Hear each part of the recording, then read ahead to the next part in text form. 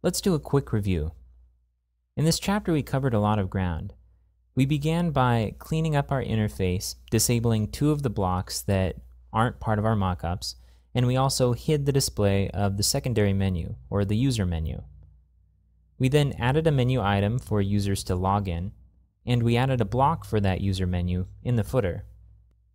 We configured search, and we reviewed how cron jobs work, and how they run behind the scenes, even if we don't set up a cron job on our server. We modified permissions for administrative users, and we moved on to create a new role, which we'll fill in with unique permissions for guides in future videos.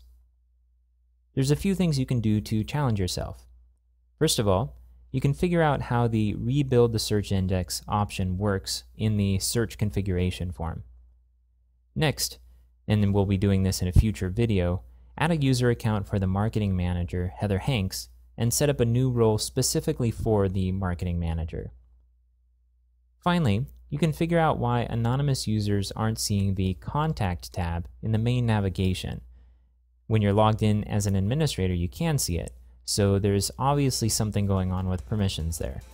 And when you're ready, go ahead and move on to the next chapter.